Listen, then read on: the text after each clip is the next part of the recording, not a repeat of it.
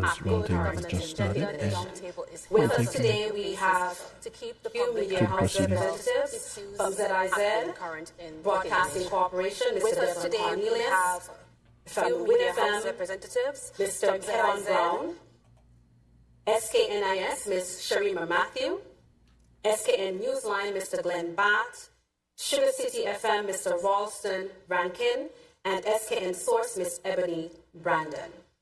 At this point, I will hand over to the Prime Minister. He will deliver his opening statement, after which the floor will be open to members of the media to begin questions and commence the discussions. Thank you very much, Madam Press Secretary. Let me say good morning to all who are with me this morning, the media, representative from the association, I think. Thank you for being here. And to say good morning to all of our citizens and residents who are listening at this time to this edition of Roundtable. Again, this is where I sit down with the media and we discuss very critical, pertinent and national issues. This morning, as usual, I will start with a short opening. As you know, over the last few weeks, I've been very busy traveling, working abroad, working here, to make sure that we keep St. Kitts and Nevis going forward. And usually after significant trips, I will sit and update the country as to the successes of the trips and what the trips would have dealt with, so that our people are always informed in keeping with our good governance agenda, which deals with transparency, openness, integrity, and so forth. Not just by words, but by action. And so I want to thank all of you for being here today. Over the past few weeks, I've attended several high-level meetings to address the scourge of climate change and the challenges it imposes upon our federation and our small island developing states. Two notable events were the Global Sustainability Island Summit on Prince Edward Island, Canada, and the 4th Small Island Developing States Conference held in Antigua, where I was supported by Minister of Sustainable Development, Climate Action and Environment, Honorable Dr. Joy Clark, along with members from our embassies, and specifically at the SIDS4 by the Minister of Foreign Affairs, and I will go more into depth.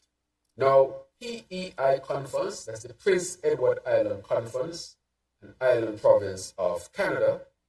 The Global Sustainability Island Summit was a premier event dedicated to advancing sustainable development in islands worldwide. It brought together a diverse group of professionals, researchers, policymakers, industry leaders, and students, all passionate about creating a more sustainable future for island states.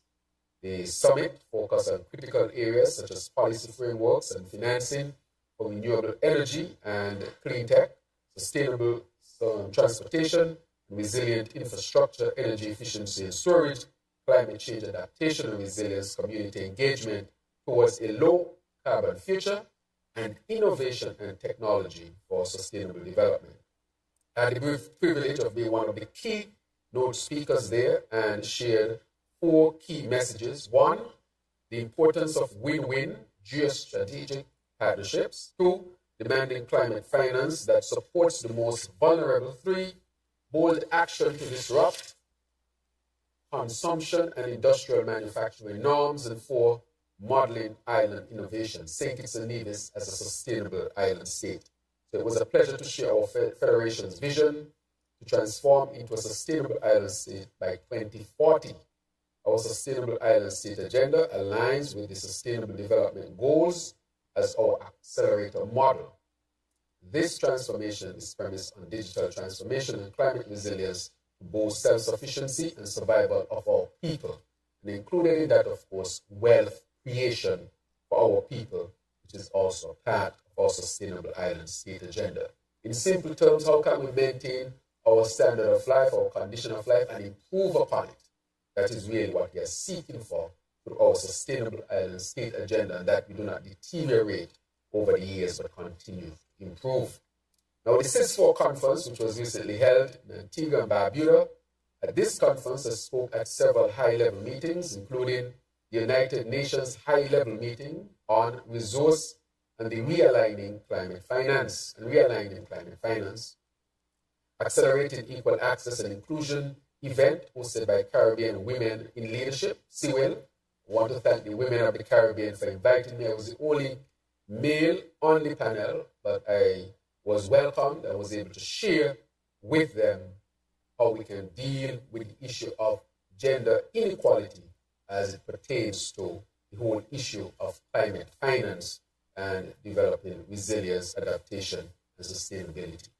I shared our Federation's Sustainable Island State Agenda, underscored the ongoing challenges that small island developing states face due to climate change, emphasizing the robust mitigation strategies necessary to combat this existential threat.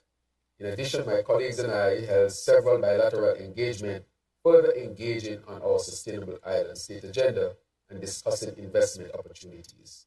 This too was critically important. I also want to update you a little bit more in depth with respect to this one very quickly to let you know. There were plenary sessions. I had the honor of delivering remarks in my capacity as head of government of St. Kitts and Nevis. It was an opportunity to highlight our nation's priorities and commitments on the global stage. Caribbean European Union Partnership event. I participated in discussions aimed at strengthening the partnership between the Caribbean and the European Union, focusing on sustainable development and mutual cooperation. 3, interactive dialogue with Ambassador Bosa, engaging in a meaningful dialogue where we explored avenues of enhancing diplomatic and economic ties. Also went to a leaders' breakfast and addressing the existential threats posed by sea level rise. During this breakfast meeting, organized by the President of the General Assembly of the United Nations, he's Trinidadian, I discussed the critical issue of sea level rise and its impact on our islands. One of the highlights that I brought, or examples that I brought, was Koi Hotel. I said to this meeting, the President of the United Nations Assembly, that Koi Hotel no longer has a beach because of the rise of sea level. So if we were to look out here, we'll realize one of the issues affecting Koi is because the sea has taken over its beach. I also speak at the UN high-level meeting on mobilization of resources for SIDS. I presented on the need for increased resource mobilization to support the sustainable development agenda for sustainable small island development states such as St. Kitts and Nevis and most of us in the Caribbean. I also had interactive dialogue on revitalizing small island developing states' economies. CWIL event, as I said, bilateral meeting with the U.S. Secretary of the Interior, Deb Haaland, and Ambassador Roger Nias. She's actually what you would consider, she's part of Joe Biden's cabinet. We discussed areas of mutual interest and cooperation, particularly in environmental and development matters. We also had bilateral with Omar Shehadeh, meeting with the special envoy of the UAE, Minister of Foreign Affairs. We explored potential collaborations between our regions. We spoke about St. Kitts and Nevis having now under construction 2 desalination plants in our federation, one in St. Kitts, one in Nevis. The one in St. Kitts is at Canada Estate, Canada Beach area, which is due to complete in July, and commission in July of 2024.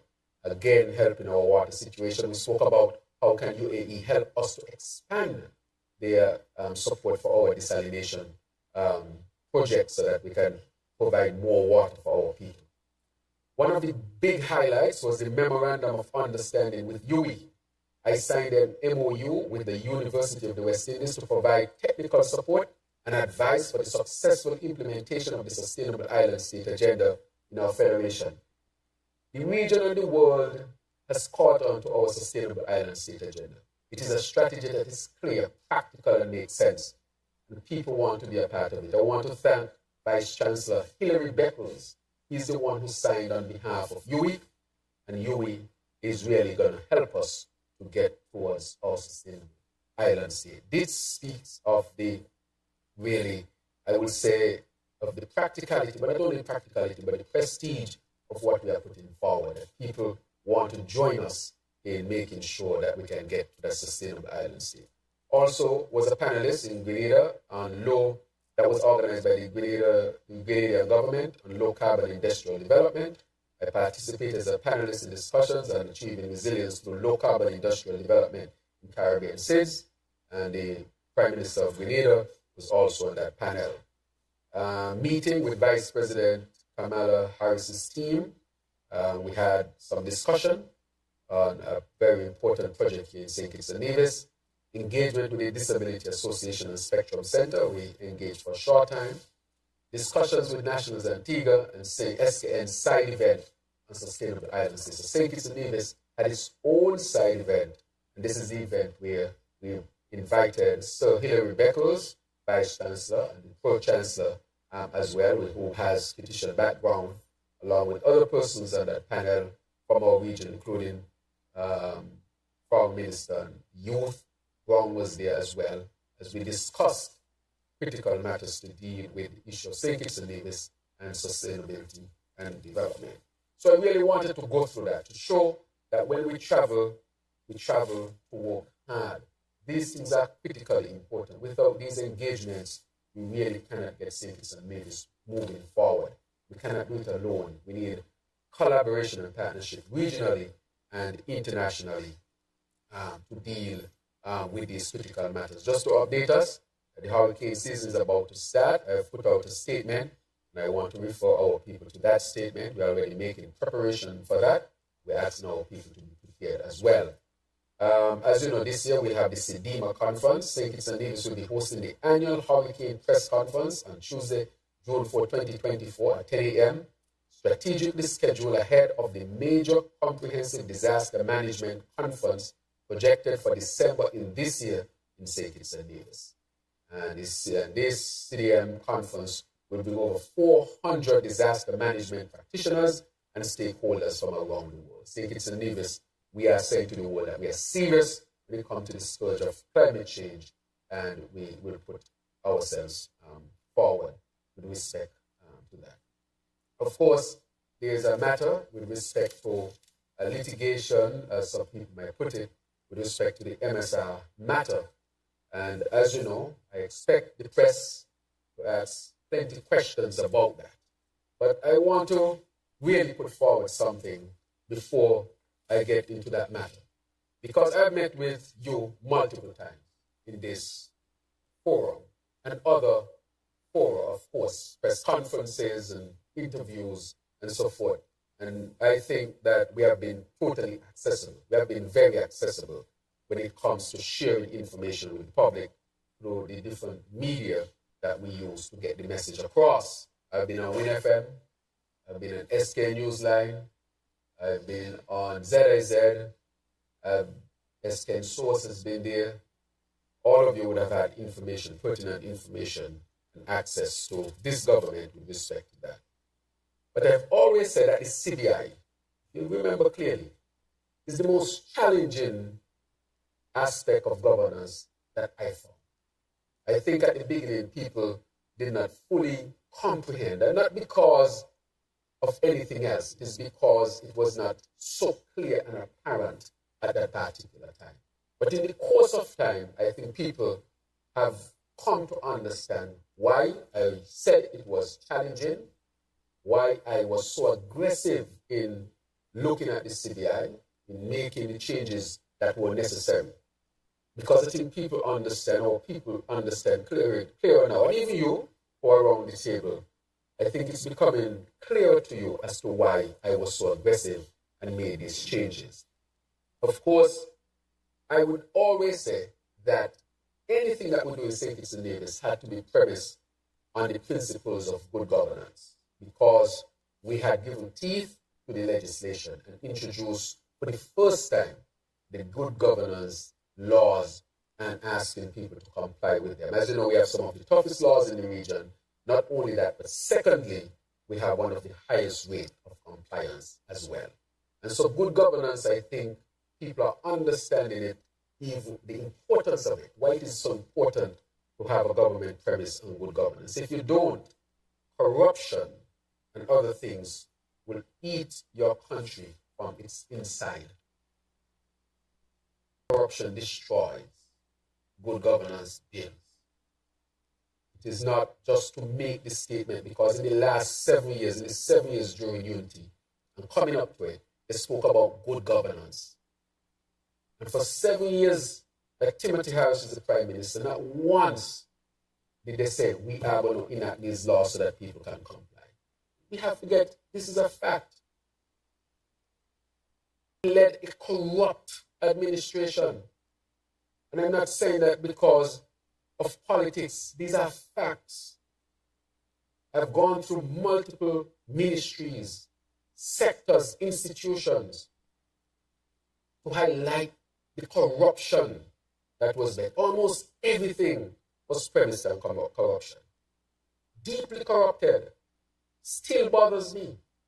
How is it an administration, a political entity that premised itself on good governance end up having one of the most corrupt administration that we have seen? How did that happen? Is it corruption why that entity fell? At the heart of it, it was corruption, misinformation, dishonesty, distrust that caused it to fracture when it fractured. And the people of St. Kitts and Nevis, in their wisdom, recognize that this does not represent what we want. And the CBI, just like anything else, is no different. And so we wanted to make sure that the CBI would be premised on good governance principles. So I'll go through a chronology of all the things that this administration would have done under my leadership. August 2022, Prime Minister ordered an internal review of the CBI program. I was sworn in on August 6, 2022. One of the first things that I did was to order an internal audit of the CBI program. Of course, this program had been running since the 1980s, 1984. To get a full audit will take some time. But I wanted a quick view as to what was taking place so that we can start making the changes. Since taking office, that was one of the first things I did with respect. And that was August 2022. December 1st, 2022, I, as the Prime Minister, of course, the cabinet, made a visit to Dubai to meet with agents and CBI stakeholders. I went to discuss with them about the evolved CBI program that we are introducing based on sustainability and good governance. In December 2023, we brought new CBI regulations. They were published. Board of Governors introduced oversee operations of CIU, review developer applications, and prepare submissions to Cabinet. Technical committee set up to review files and advise Minister. Underselling / discounting was criminalized. I want to stress on that. Criminalized. When we made the changes, we made it a criminal act to undersell or discount our CBI program. These SRNOs were made public. I spoke of them. So we are not waiting for somebody to tell us what should be done. We were proactive in saying that if anybody undersells or discounts our program, that is a criminal act. And that was introduced in December 23, 2022. Since 2022, just a few months since we took office, since we came into office. A few months after that. February 9, 2023, second new CBI regulations published to tighten up procedural applications requirements, advertisement regulations. Because we heard that there were those who might have wanted to advertise our program as if they were selling some commodity down the street. And new international marketing agent due diligence requirements. All this was done. And we came in August 2022, and this is early 2023. Look at the many things we did between coming into office and in the first few months. On February 25th, 2023, historic U.S. CARICOM Caribbean Roundtable and CBI held in St. Kitts, 6 principles agreed by all 5 CBI countries, which, of course, we move quickly to start to put in place. July 17, 2023, I attended EU CELAC summits in Brussels, and I met with other leaders with the EU Commissioner about the CBI. In July 27, 2023, the 3rd new CBI regulations with fundamental price changes. We changed the price then. Real estate minimum, private homes minimum, banned applications from nationals of a number of countries. August 18, 2023, SKN officials met with UK-owned Home Office to update them on the new regulations and prices. October 26, 2023, SKN officials met with the U.S. Treasury Department along with officials from other Caribbean CBI countries to discuss progress on the 6 agreed principles. November 2023, FATF OECD November 2023 report, misuse of citizenship and residency by investment programs published. They published that.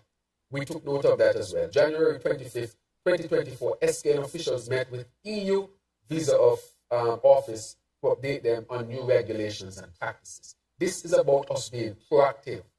February 10, 2024, public announcement of CIDD unit to be set up to conduct continuing due diligence on economic citizens worldwide.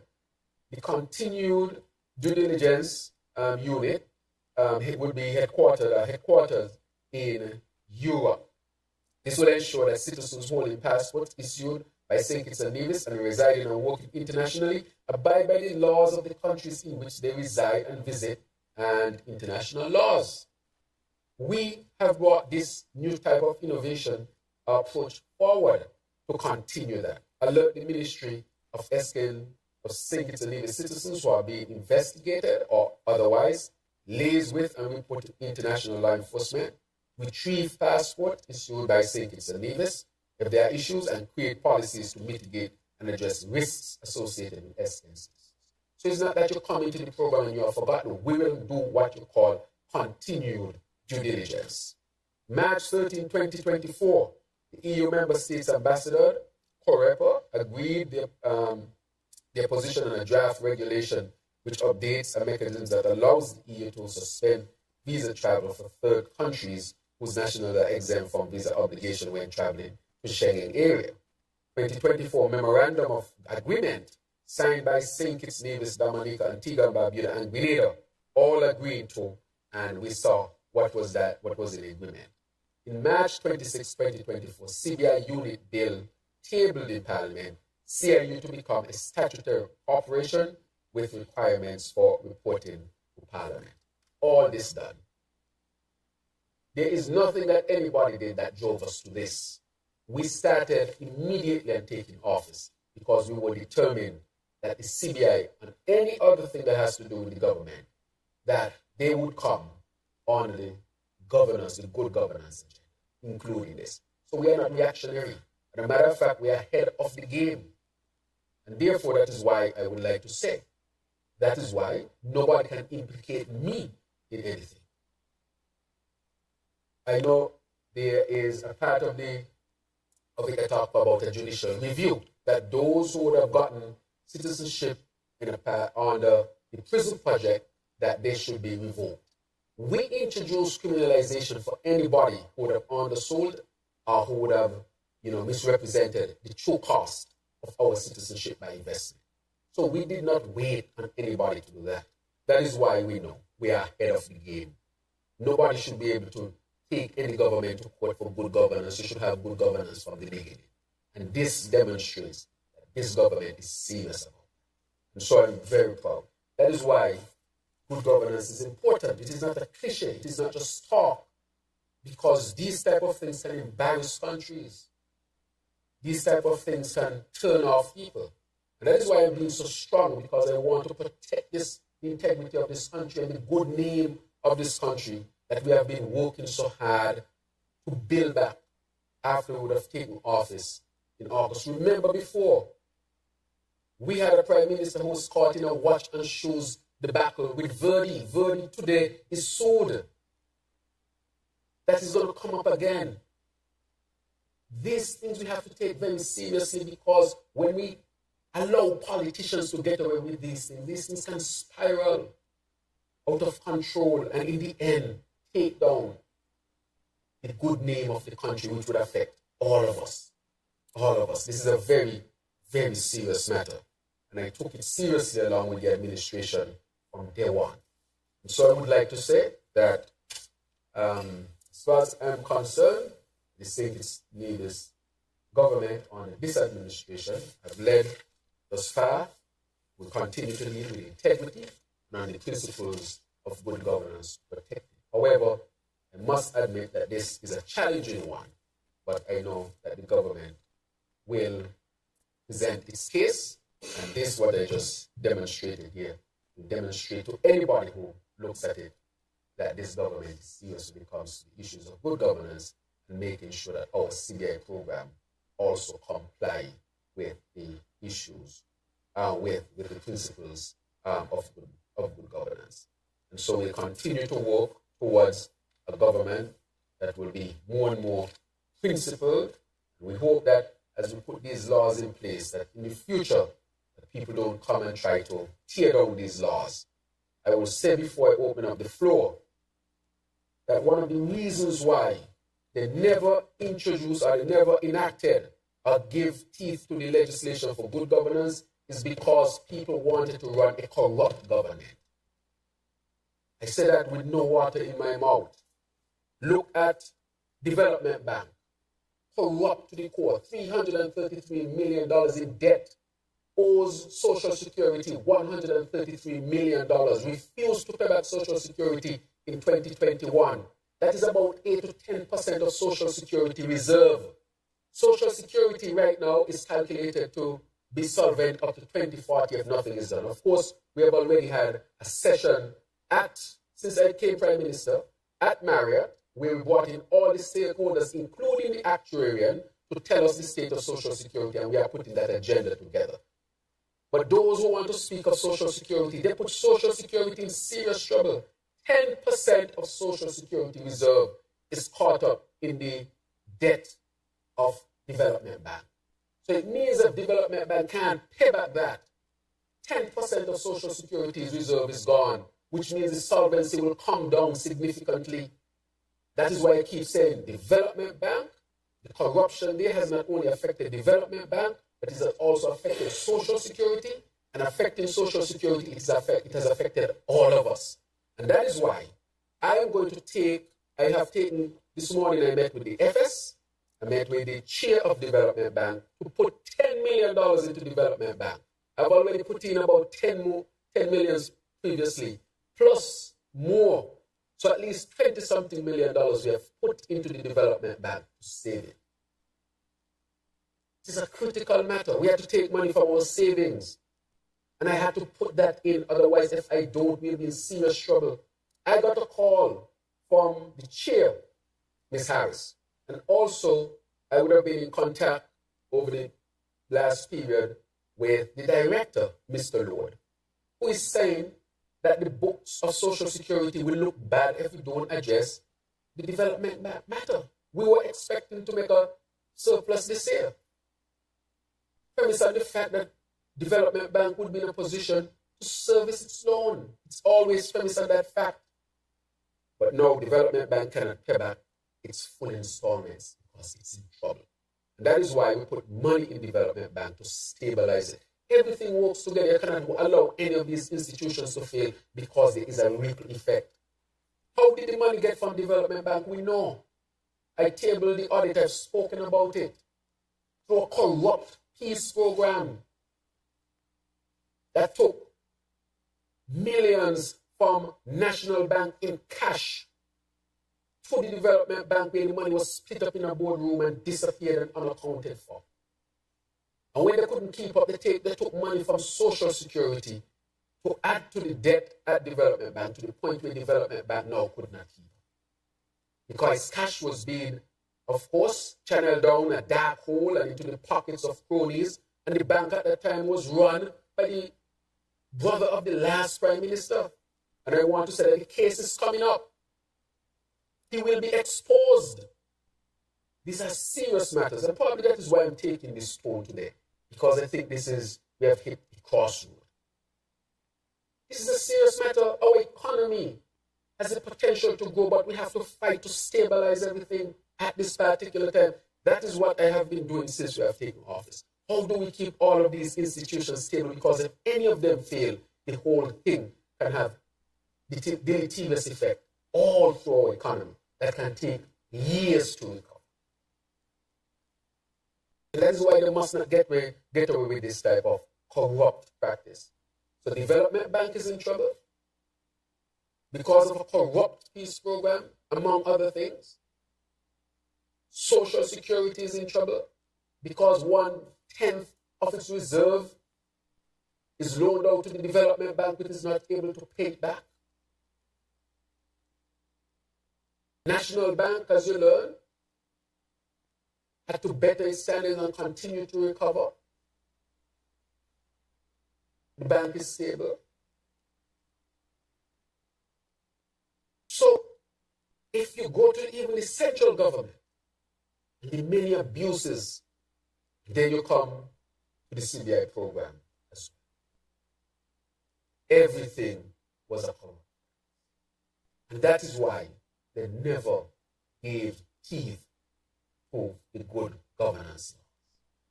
That is why they didn't want to report and declare their assets. That is why they wanted to hide from the people.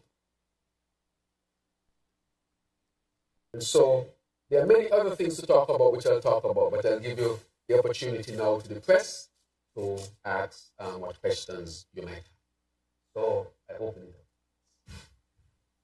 Good morning, Prime Minister Glenn Barrett, SK Newsline. Good morning, Glenn. All right.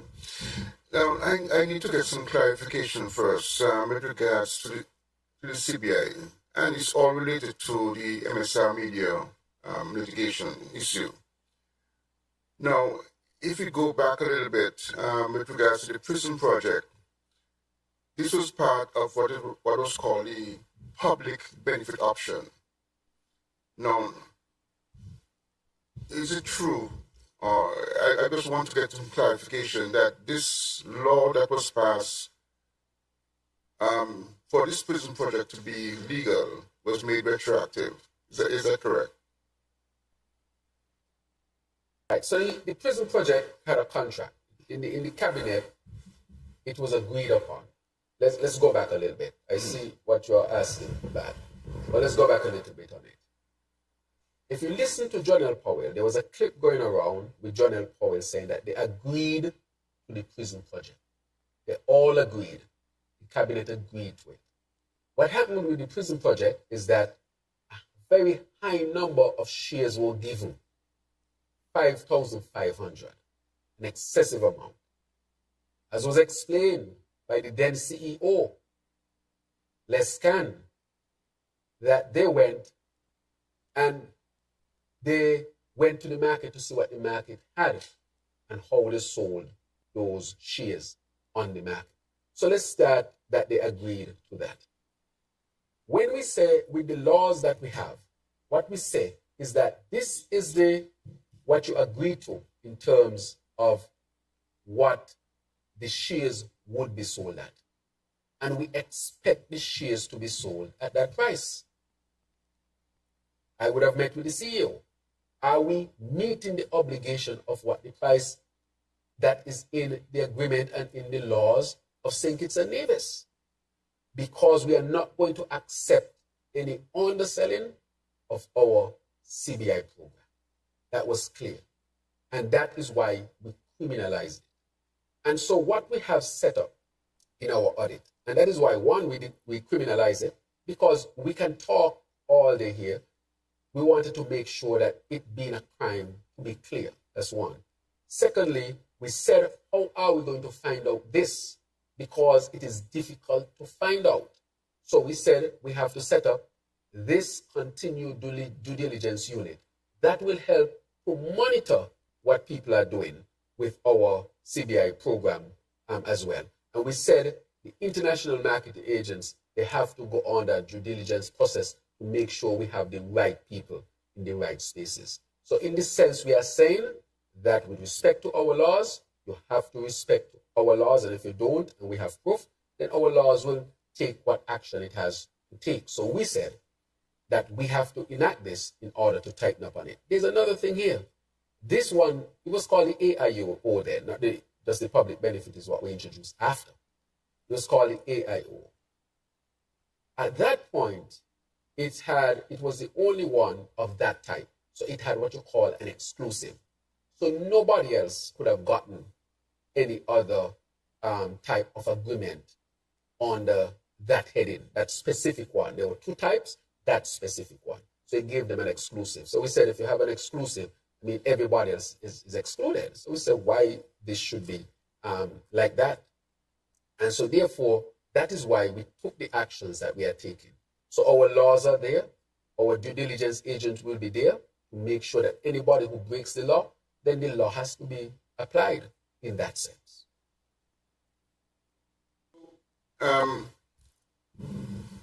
Individuals who made application for citizenship in the prison project who was sold below the agreed minimum legal price, are they going to be allowed to bring their contribution up to the legal limit, or are they going to be denied citizenship? Now, the other question that I have really is, it's also related to the company that's involved, Caribbean Galaxy. I get the impression that Caribbean Galaxy was permitted to do its own due diligence. Is that normal, or is it the responsibility of the CIU to do the due diligence on applications? Right. Could you explain that, please? But I would say that the best practice that we have introduced, and we have gone further, that we want an independent due diligence company to do the due diligence. We have enacted that. Not only that, we have also gone to enact face-to-face. That was part of the agreement that we should also have face-to-face interviews as well, or in-person interviews, however we can set them up that is feasible. So those two things we have done. So we have made sure now, because the best practice is to make sure that the due diligence company that does it is independent, to make sure that there are no questions of the integrity of the due diligence. So we have made sure of that. That's one. And two, if there are those who pass the due diligence, which we have insisted upon, and they have not done what is legally so to be done, those things are being looked at as well, because we have to address this in its entirety. These are challenges that I kept saying that we are being faced with. That is why we went and changed these regulations so quickly, so that we can bring everybody up to the standard. If there are questions that everybody is not up to the standard, that they come up to the standard. So one, the due diligence, best practice, to have an independent due diligence company, and we've gone further to sign, to have face-to-face interviews, whether it be by the technology or whether it be in person, but by a reputable firm. And secondly, to say to people that it's illegal to undersell our product. That is another point that we have made. All right, just to be clear, the 5,500 shares that you spoke of, do you know what percentage of that amount has already been applied for or already have been approved? Remember, in Parliament, I said that the previous Prime Minister, just for the prison alone, gave maybe up to 25,000 citizenships. You remember I said that? Because I think somebody was asking for the numbers all the time. Yeah. And I said we were doing an audit because, again, this program goes back to 1984. And because this was one of the recent programs, it was easy to extract the number from that specific program. Because I highlighted that because I wanted people to see that we had to zero in to see what was going on here because of the questions that were being raised. 25,000. So That amount of money that's probably out there, is the government going to be liable to those persons, those applicants? In other words, do you have to carry out a refund operation to any of the applications, to any of the applicants We don't on think the so. program? We don't think so. We don't think we have to refund any applicant. As a matter of fact, the opposite question might be asked based on the amount, but we don't foresee that. We were really concerned about all the questions that were being asked and the sheer number of citizenship by this program. How many persons live in St. Kitts? What's the population? Roughly 50,000. And for one prison project, 25,000. That former prime minister is talking. It is beyond appalling. That is, how can you have thought of using a prison project to offer 25,000 buses? One last follow-up. Going back to Caribbean Galaxy, I'm still not very clear. Were they carrying out their own due diligence on these applications? No, I don't. What happened? You have due diligence companies who, of course, are known to the CIU, that is where it is, and they carry out that due diligence and report the due diligence to the CIU. That is how it works. All right? In an independent way.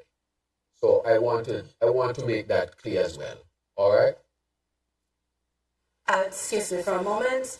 Media houses, please let us kind of portion our questions to 2 questions per media house, and then we can rotate because we want to ensure that each person has adequate time to ask their questions. Okay, I see Mr. Cornelius, you have a question? Yes. Good morning, Mr. Prime Minister. I want to continue with the MSR media lawsuit. So we know that your administration has taken action with regards to strengthening the CBA program in terms of transparency and accountability. However, has the CBI Board of Governors, your administration, or the Attorney General taken any action or officially responded to the lawsuits that have been filed? And the second question is, the former Prime Minister, Dr. Harris, says that he's unaware of any underselling of passports as alleged in the lawsuit. What is your response to that as the Minister over the CBI? I would say, just put it frankly, Dr. Harris is untruthful. When the question, I'll answer your question, but I want to set the premise. When the question was asked about the number of citizenships in the last administration, talks of this is an industry secret was given as answers to the people of St. Kitts and Nevis. He himself said the money, we are not using the resources of St. Kitts and Nevis to build the prison. Citizenship of St. Kitts and Nevis is a patrimony of St. Kitts and Nevis. Irresponsible, out of order, cannot be trusted. I will tell you further that his family members had a company well embedded in the CBI program, making millions.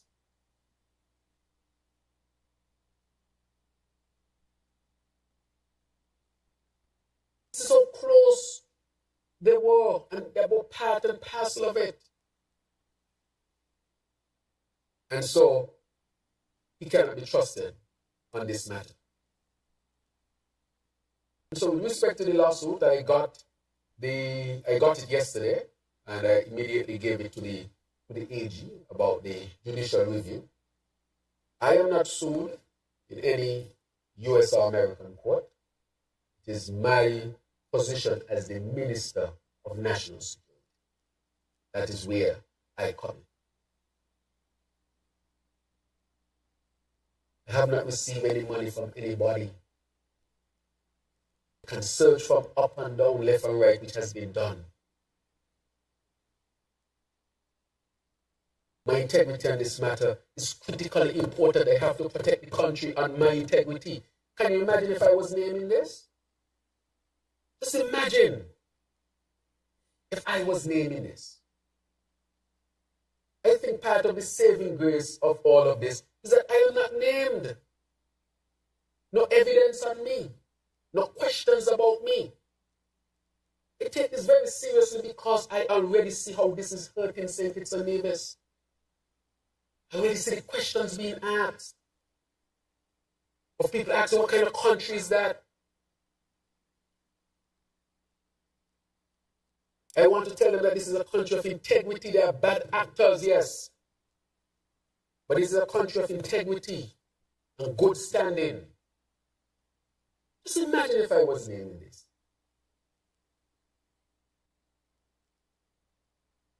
In the US court. Okay? And therefore, I want to say clearly that this is a matter that is a very, very serious matter. But where I come in is because I am the Minister of National Security. And I was served. And so the AG now is making sure that all of the lawyers who we have to have are there. But again, it is a judicial review to say those who are granted the citizenship. But we are not just looking at any galaxy matter. If you look at what we did with our regulation, is to make sure that what we have done is to strengthen the program outside of any one agreement or project. Is to strengthen the program. And that is why you say I was pushing so hard to get the MOA signed by the countries of the region. And I think it's only St. Lucia who is outstanding, and St. Lucia is showing favorability to come on as part of. And so I would say that that is where we are presently with respect to Tweet Cornelius in terms of the lawsuit, and that, of course, I would make sure that always the integrity of this country is always the integrity is defended, and so we will defend the integrity of this. Good morning, Prime Minister. Kevin Brown, FM. Yes. Sticking on the CBI MSR situation, is there any concern that because of this whole RICO case, the CBI is going to be under the magnifying glass of the international community again? And is there any real threat to our passport as it relates to our status, the visa-free waivers and visa-free access? Is there any real threat, or is there any consideration of a real threat concerning this RICO case and how big it can get? Right. So let me say from the beginning, we have been in touch with our international partners. Based on the chronology of things that I gave you, it's quickly recognized that we had started this since August. And part of it is that we met with our international partners, be it the Americans, the Europeans, and so forth. As you know, we had even gotten partial visa-free access to Canada again, partly with my discussion with Prime Minister Trudeau and looking at our risk profile and recognize that we were at a point where we can have that type of access to Canada once. So what I want to say is that this happening is not going to cause us to react. What we have shown our international partners is that this administration has been proactive since the beginning of its life, from August. And that engendered a significant amount of confidence in our international partners. We'll continue to say to them, we are pushing, continuing to strengthen, continuing to make sure that what we do is to protect us, protect them, that we are allies in this particular endeavor. We are good actors. So I'm very hopeful, mindful as well, that what we have done would have engendered significant amount of confidence in our international And that is a very good question. Of course, it's never up to us. But I think what is up to us is to demonstrate how serious we are, that we are operating on the principles of good governance, so that, in a sense, they can, recognize that we are serious. We are serious about this. So that question is always asked. I cannot have 100% of the answer, because all of it does not depend on us. What I can say for sure is that we have done a significant amount of work to demonstrate we are serious about good governance, security, and anything else of interest to them. We have acted on very positively, very swiftly, even to the detriment, because of course this would have affected the program in terms of revenue. We have to be honest. It's affected us. And some of the revenue that we got from this, I'll speak about later, we have to now put in development bank and other institutions to strengthen them so that our social security is. So that is a decision that has to be made, that I made, of course, with the cabinet very recently, so that we can continue some services of the development bank, but to make the development bank and to keep it viable as an institution. We cannot afford for it to fail. So it is a high priority at this point in time. And therefore, that is where our actions are. But your question is an excellent question. The answer to it is we have done and continue to do all we can do to show that we are serious about protecting this and make sure that this is not a threat to anyone, preserve our relationship in terms of our visa waiver. However, all of the answers are not always. But we hope, and we have seen signs that what we have done has engendered goodwill from our international partners. Good morning, PM. Allow me to move a bit from the MSR lawsuit and speak about the crime situation or the safety of citizens and residents. So the government has recently demonstrated its commitment to combating crime and illegal use of firearms. And look at the recent gun amnesty initiative. Are there any other measures being considered to amplify this commitment? Okay. Which one was that? Crime and safety. Yes. The commitment. Let's give me that question again. Are there any other measures being considered to amplify the commitment to combating crime? Yes, of course. Thank you very much. So we have been doing a significant amount of work. I want to say today that we have invested significantly in the Ministry of National Security. We have invested in social programs as well. One, when it comes to mental health, we have increased the number of mental health practitioners here in St. Kitts and Nevis. Secondly, we have invested in making family counselors available. We are going to increase that number significantly. We are going to embark on building out our unit to deal with mental health and drug abuse. We have a capital project to do that.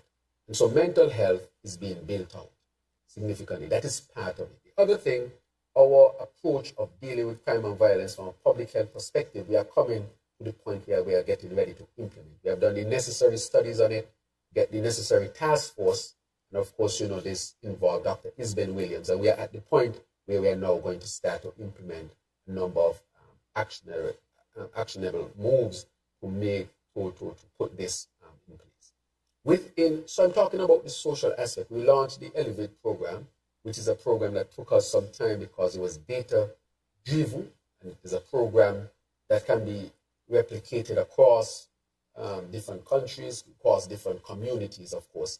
And we have invested significantly in that. So we are looking at the social aspects of crime and violence prevention. That is why I started there. Because now when you come to the law enforcement standpoint, we have done a whole police recruitment class since COVID. We have bought a significant amount of transportation. We have invested in new technology in terms of CCTVs and other types of technology. We have restarted the K9 unit. The K9 unit is back on board. And we have established what I call weekly meetings with myself as the Minister of National Security, with all the heads of the agencies that come under that ministry to look at violence and crime from a comprehensive perspective so that the police, military, and all other law enforcement agencies are working in tandem. This week, we saw that we had the RSS who is here with us, leadership, and they come to do some specific courses as far as helping us to build our capacity to deal with the issues. But I want to say that recently, the police has recovered a number of firearms. They have made a number of arrests. The court is doing its part. What we are seeking to do here is to create a long-lasting program or approach that would help to get rid of this scourge of not just crime, but violence in St. Kitts and Nevis. It is challenging because our borders are porous. Most of these guns come through our porous borders. And I want to say that we have approached the United States, who's working with us and the region to prevent these weapons from coming into our region as well. So it is local, regional, and international. I want to thank the RSS for the work that they have been doing thus far and thank our international partners, namely the Americans and the British, the Europeans, and so forth, who have been helping us. It is not going to be easy, especially because, again, we came from a corrupt peace program that we need to speak about.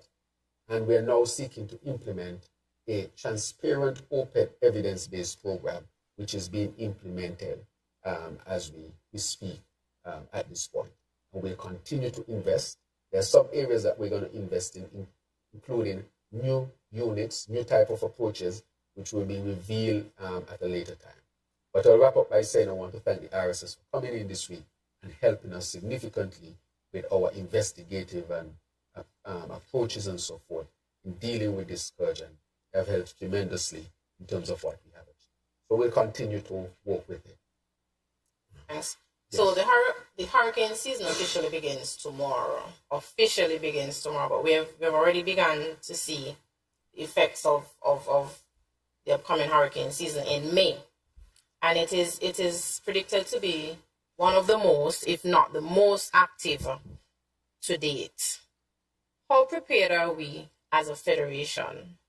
And should this be seen as another wake-up call for persons who are still on the fence about the existential threat of climate change? Right. So let me say, with respect to that, this year is going to be as active as it is going to be because of climate change. We will see this year an increased number of storms, the severity of the storms.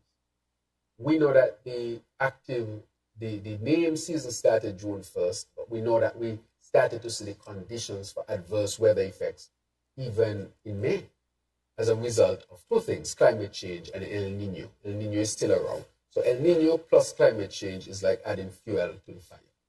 And so this year, we can expect between 4 to 7, I think, category 5 storm, or 3 to 11, I think, category 3 to 5 storms. These are dangerous storms.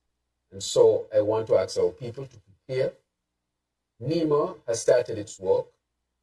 The board, we implemented for the first time a board from NEMA, which has started its work. The consultation, collaboration with the communities that have started. And I've asked NEMA to do a drill before we get to the peak of the hurricane season. Why is it important? These drills are critically important for us to do, so that in the event, we would have already have some level of practice and institutional memory in how to deal with these storms. So yes, we are already dealing with them. As you can see, SEDEMA, the hurricane press conference, I think is on June 4th here. And at the end of the year, SEDEMA will hold its annual conference here in St. Kitts and Nevis, where we are expecting over 400 persons who are experts in the field of weather, climate, adverse events, and so forth. So St. Kitts and Nevis is stepping up to the fore, not just with respect to what we do locally, but to lend our regional leadership and collaboration on this matter. Yeah, good morning, Prime Minister, Ralston Rankin, Sugar City FM. It's been a while. I've been so busy, but good to be here again. My question, and gonna stick on my colleague with in terms of the crime, as she just mentioned. One particularly the gun amnesty that was recently given for persons with illegal firearm. What is the result of that same gun amnesty that was given to persons with illegal firearm? To turn in the weapons without being arrested or prosecuted. Did persons actually turned in their illegal firearms? And if so, why hasn't the public been informed of that? And since holding office, still on the same illegal firearms and firearms. Since holding office, have there been any seizure of illegal firearms and ammunition through our ports, mainly through customs and Coast Guard? Because I know there used to be reports, and if that is the case, um, there haven't been any reports of such. So could you elaborate on that a little bit? All right, good. Thank you very much for that. I think, well, I know there will be an update as to the, the results from the amnesty. So I don't have all of the figures at this point in time, or so I would leave that and refer to the police at this particular time. And if not, I can ask them to contact you. Because it's such a specific thing, I would not want to comment. But we did have the amnesty where people were informed and so forth. So yes, the other thing with illegal firearms that was being discussed, customs can give you those numbers. But what we have done there, we have brought back the canine unit for one. And I think that the canine, well, the dogs should be up to par now. We brought it back since we got there. And we have also joined to get new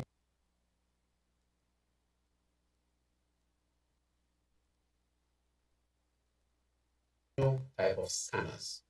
What we are recognizing is that there are ghost guns, and there are people manufacturing guns in their homes, even if not in this jurisdiction, and try to get them through illegal means and not necessarily through the port. So we know that there are multiple ways that they're now seeking to avoid that particular way and using other means of getting them in. Let me tell you what we're going to do. Well, I don't know if I should talk about these things. I'll have to ask the law enforcement experts if I should reveal these things.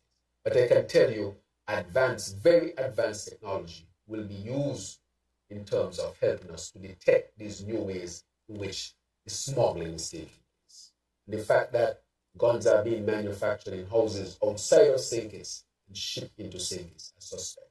I can tell you, they have picked up, you'll be surprised the technology that is being employed at this particular time. So those, I would tell you, because there are specific questions, I'll refer you to the police, but I think the police is putting its report to put before the people. So I will not speak prematurely on it. Quick follow-up on that. Given the fact that we're surrounded by pretty much water and many open beaches, the technology that you're saying will likely to come on stream, will that Yes. be a big factor in terms of the Coast Guard? Because, okay. I can say, first we're going to introduce two types of technologies to deal with our open borders that will be enacted by the end of July. One before the end of July and the other one by the end of July. And so that will significantly enhance the Coast Guard's guarding of our shores, our coastline. Prime Minister, colleagues, the first question I'll ask broadly in the interest of time, and this will have to do both with the issue of the CBI, areas of corruption that you referred to several times in the press conference, and that is with respect to existing and newly enacted legislation. Not all laws have retroactive impact. And so with specific relation to those two areas which we've zoned in on this morning, both existing and newly enacted legislation, are we going to be looking back for persons who may have broken laws and see if these are areas which need to be criminally prosecuted and passed into the hands of the DPP? Right. What we are going to do, and you ask a good question, that is why we're going to set up the unit called the continued due diligence as such. At any point that anybody would have broken any of the laws, I think it is important, and this is no different. If you have broken the law, when what you did was done, then action has to be taken. Now, with respect, and I see where you're coming from, with respect to the selling, we brought a specific criminal part of the SRNO if you're on the cell, and I think I gave the date with which when we did that. Because there could have been an argument whether it was a criminal act or not. And to eliminate whether it was or not, we introduced the law at that particular point. However, and so it will start to be enacted. So that will have to be looked at very carefully by the legal people to see how far back you can go. What we would not ever compromise, in addition, is our due diligence. And that is why, even if you bought the citizenship years ago, we are going to set up a unit that can still make sure that you are compliant. So with respect to the retroactivity of this particular law, that I know is being looked at, and the thing is, if anybody breaks any law at any particular point, they should be prosecuted. But in terms of the specific that we put in, that will have to be looked at as well. That sufficiently answers that. The other one I want to ask is in your capacity as finance minister, because so many people here in St. Kitts and Nevis were affected by the Republic Bank issue and the post-dating matter that went back as far as 2022. A lot of people had their bank accounts wiped out. ECCB did issue a statement saying that they were going to look into the matter, but their scope to take action was limited, and protections for those persons in terms of recovering the finance was still thrown back into the hands of the bank, who had to provide some means of settling the debt that is now incurred by them through no fault of their own. Are we looking at legislation now that this issue has arisen? Because I don't think anybody would have anticipated something like this occurring.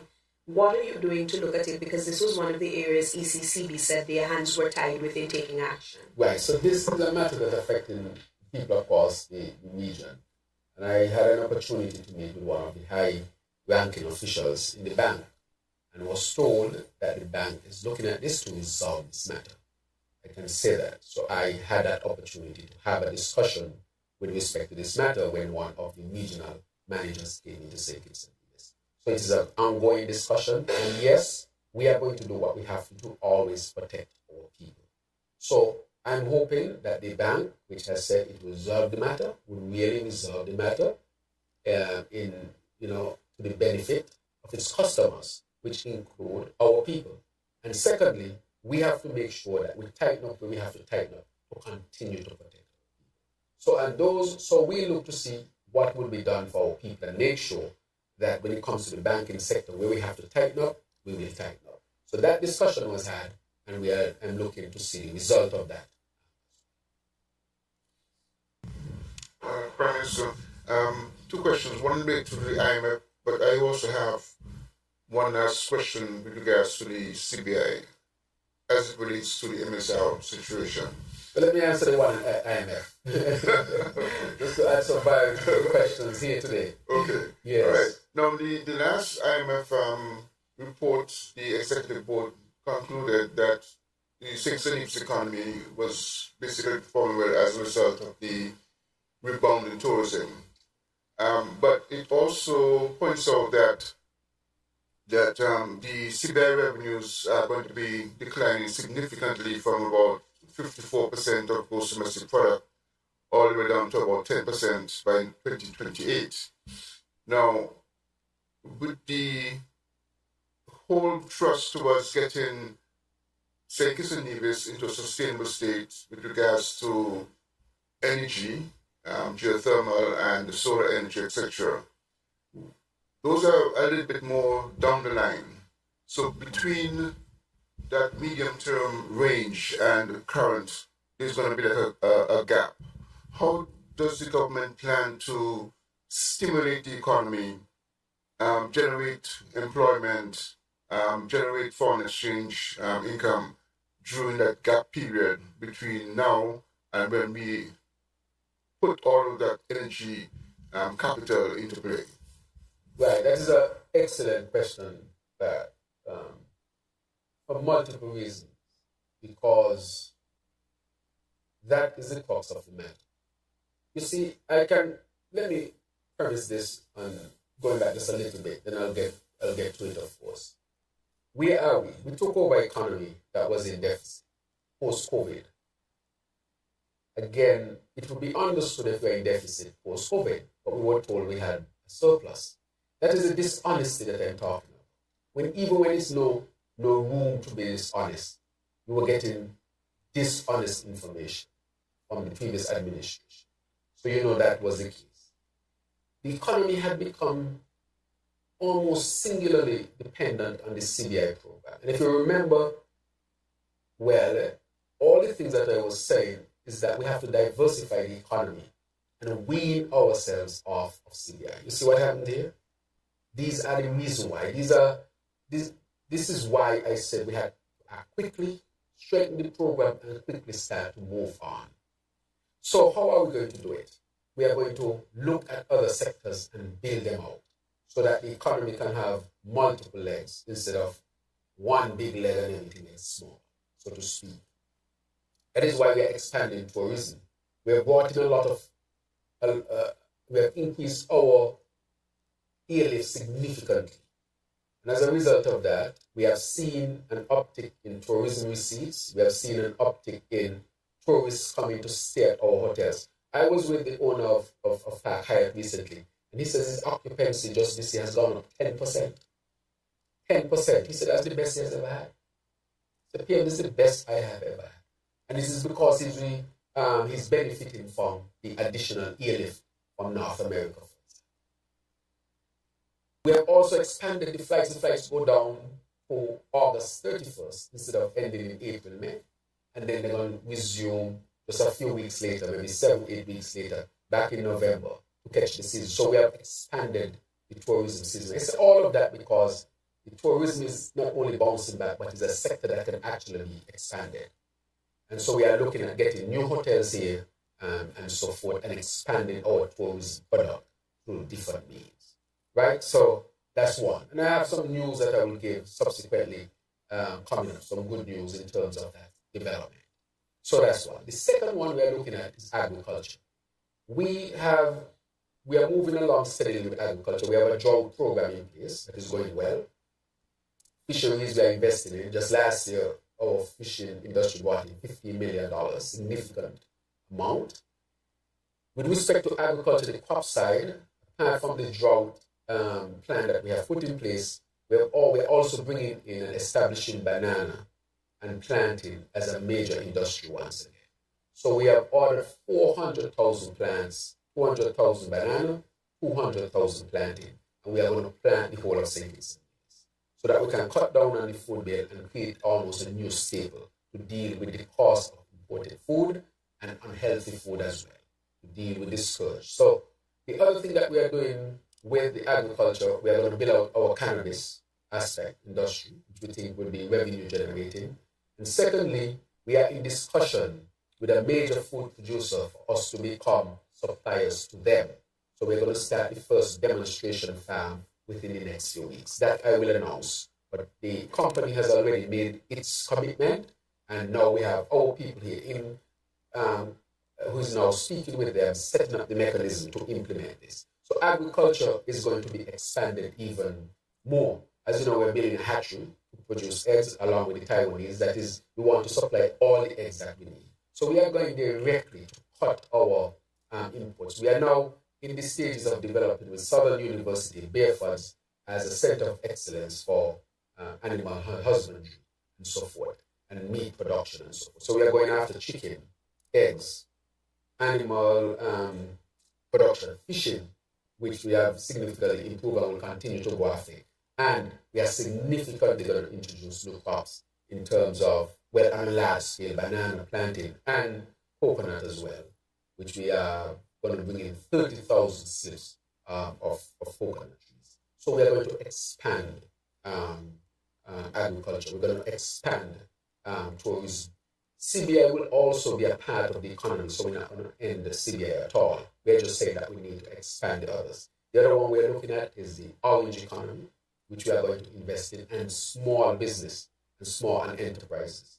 We have the small business unit, and in short order, we are going to have a significant small business plan. When I say in short order, in about 4 weeks, the National Bank will be launching so that small businesses can get significant injection, but also to allow entrepreneurs to get an opportunity to start new businesses as well. So we are looking at it from all of these perspectives. And then the energy part, what we are seeking to do is to start the renewable energy. For example, we are looking at the solar farm one way or the other. And that is going to cut electricity costs significantly within the medium term. We don't have to wait for the long term, while the other long-term measures would take place. The question becomes, would you have some challenges during that time? So that is how we're going to deal with the short term. The investments in construction, a new hospital that is already signed off on. That hospital is going to start this year. And it's a $60 million investment. Significant. We're going to start roads, our housing program. We talk about the solar farm. We talk about the new hotels and so forth. So the construction sector is going to be beefed up over the next 6 to 8 months as well. So these multiple sectors that I'm looking at, we are going to expand them so that St. Kitts and Nevis does not have to depend on any one sector. So that is how we want to deal with it within the short term. So I'm talking within the next 6 months that you will see these things. We already have the banana slips that here in St. Kitts and Nevis. We saw that. We already complete the hospital. We are going to complete the solar farm very soon. The roads cabinet has agreed. We saw the hospital, the hotel broke ground sometime. So these things are in the short term, and the housing, of course, which is also part of it, which we are finalizing as well. So we have a number of significant capital projects coming on board. What has happened, and that is why I said we had to act very quickly in terms of the CBI and getting the economy in different areas going, is because this has left a tremendous challenge. It's a serious challenge, a tremendous challenge. Because if you bring the economy to depend on one thing, and then you have development bank in trouble, social security that can result in trouble as a result of development bank. You have to stabilize national bank, the central government, and your main earner, the CBI, is coming under more scrutiny. All of that which we have inherited. We have inherited all of that. And so we are seeking to really find solutions to all of this. And with all of this, I think it still is seen as having an opportunity to go beyond this at this particular time. So we'll continue to work in the short term, the medium term, and the long term. But once we get to the long term, of course, all the numbers show that St. Kitts and Nevis can really develop a sustainable island state. And so we have started. That is why we signed the MOU with the University of the West Indies. The University of the West Indies, Sir Hilary Beckles, Vice Chancellor, who signed the MOU with me, they have taken this on as a UE heavily involved to help us to achieve it. Because this model really is a model that can be set up and be an example to others around. But it can also really help us to create a sustainable island state. So that is what we are seeking to do, but it is challenging. One of the things that I will say, with respect to what the IMF would say about the dividend and so forth, people will go in and pick out what they want. What we have to do, we have to stabilize, and that is where we are investing the money this time around. We're going to invest it to stabilize development bank. But if we don't do it, Social Security is going to look bad. And if Social Security looks bad, it gives of course, the overall bad impression as to what we are dealing with. But two critical things that we are going to do to help our people is the pension plan for the GAE workers, and we'll start the children financial education and saving plan. That plan is going to come on in September. So when students go out to school in September, they will have their account with $1,000. $500 will be in savings, $500 will be in shares, and we're going to give them shares. So we want our children to grow up financially educated and also to have financial resources. So irrespective of which family they come from, that they can escape the grips of poverty. This is innovative. We have seen programs being done, but we have brought it to the national level, that we will share a part of that wealth with the children so that they can build more wealth. Wealth building is critical. Otherwise, if you don't do it, you're going to end up with these vicious cycles of poverty. If you have a lady who is, because most of our homes are single parent, she is not rich, has 2, 3 children, life is challenging. She can't save for them. you're probably not in a position to educate them on financial issues. I think the state needs to step in and help that mother to break any cycles of, low financial standing for the children. And that is where we are coming. With the JEA workers, a lot of them have retired. Their standard of living drops significantly when they retire because their income probably is, 3/5 of what they used to get when they were working. And they already used to work for not that much. So a lot of them would enter into the old, I wouldn't say old, into the later years with significant financial strains and putting that strain on the family.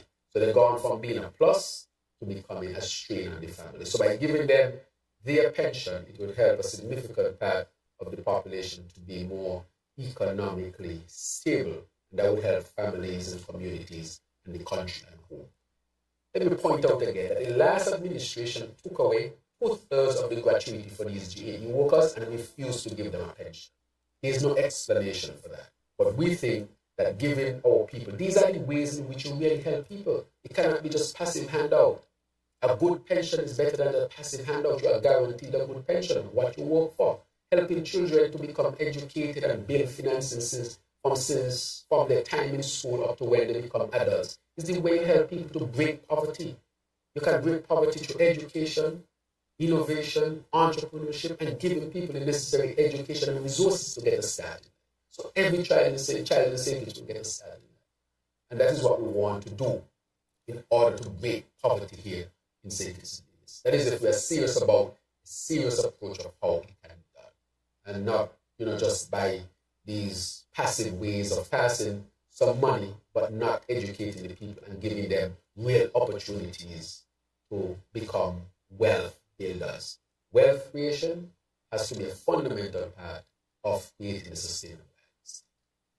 And to ask a question with regards to the MSR litigation issue, the lawsuit, the federal lawsuit, names a member, a minister who's in your cabinet, and also it refers to a WhatsApp conversation with regards to your Attorney General and a well-known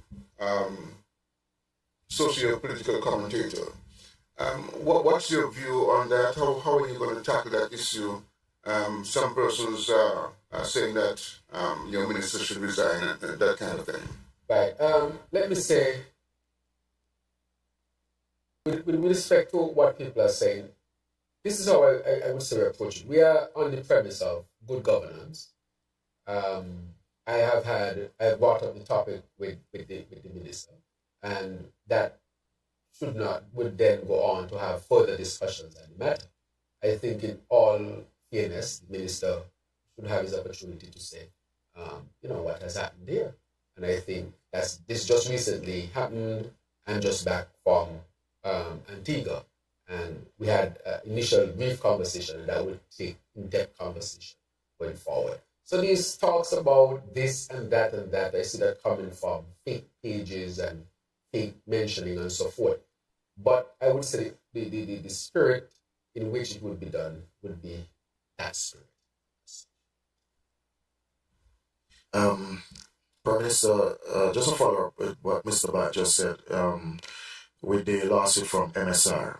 Seeing that MSR is being run by Mr. Martinez, right? And seeing that Mr. Martinez is a sole public manufacturer of the program, is your administration looking to revoke, that from Mr. Martinez? And just a quick thing on St. Peter's, because I know that's, where you're from. Some persons are of the belief that the road project is moving a bit slow. What's your take on that? Right. Remember, the road project is on time. We have a consultant engineer who is moving it forward. Look at what we are doing with the road project. This is not just throwing down asphalt. If you go there, you'll see that we are covering up all the drains. People have fell over those drains, accidents, and so forth. People didn't expect that we'll do those type of things. This is a comprehensive plan because St. Peter's is the largest area out of Basti. And this is no rush job. This has to be comprehensive to transform that road network so that St. Peter's can continue to grow, as I call it, the great state of St. Peter's. When you see we're going to put the roundabout, I know people did not even recognize that we have developed the plan. The plan is going through some of the, as we come down in stages. So the plan is moving along. You can see we are opening up new roads in St. Peter's. This will be a project that will put St. Peter's in an excellent standing, and we are really doing significant work on this road, not just to throw down some concrete. We are introducing roundabouts, coverage of drainage system, new road networks to open up St. Peter's, because St. Peter's can grow twice its size over the next decade, which will be about 10,000 people. You have to have multiple proper road networks in order to make sure that the community can handle, the road network can handle the number of persons expected to live there. So it is not going slow, but if people were to take a look at it, it is not just throwing down asphalt. It is creating a whole infrastructure that can support not just for present, but for future as well. Yes, right. And in that one, as I say, any investor who comes to St. Kitts and invest, they are to be guaranteed that whatever is done will be done on the basis of due process and on the principle of good governance. And Mr. Martinez, just like anyone else, is also afforded that. This is a country that welcomes investors, and investors must always know that we are a country that is governed by the rule of law, and they would have their fair opportunity under the law to advance whatever they want to advance, and they will be treated fairly as well. So he too will have that. So I can't speak specifically to any matter with respect to that. All I can say specifically is that whatever the situation is, any investor will have the opportunity under our good governance laws to be treated fairly. Prime Minister, in respect of the Sustainable Island State agenda, I wanted to zone in on tourism because that remains our mainstay, although we're looking at diversifying the economy. You mentioned the increased flights and so on that we're looking at to help bolster that particular sector. But what I'm wondering is what we're doing with our ports of entry so that we upgrade and modernize them in order to be able to handle this capacity and to make it travel friendly in a sustainable way. Right, thank you very much. That's an excellent question. We have before us presently, and I can say CASPA has before it a serious proposition, so to a serious plan. An investment group has put forward a plan to CASPA, which is being looked at. I say that because that investment plan is to deal with the upgrading of the airport in terms of building jet bridges and so forth, and also to do some work at the port and at the customs and so forth. So that is critically important. So yes, we are looking at that seriously, and that is being evaluated, and a decision will be made very, very soon as far as that is concerned.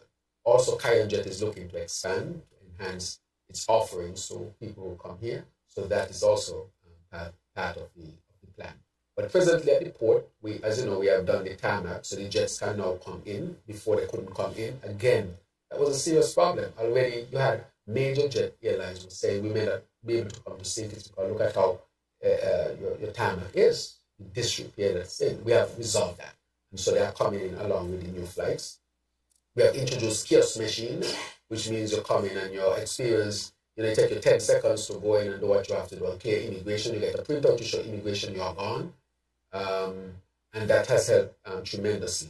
We have come up with a plan to bring immigration, CASPA, customs together to create what you call the airport experience. We have some challenges. One of the belts went down, and so we are fixing that. But the idea is when you come in, you can get you as quickly as possible in a safer way as possible as well. So we have invested significantly in the kiosk machines. But even beyond that, we have made sure safety. We have bought a new fire appliance for the airport, and we're going to increase the number of firefighters there to make sure that we are in compliance. But that fire appliance was critically important for us to advance, to upgrade our standing, our certification, our rating as an airport as well. So to say this,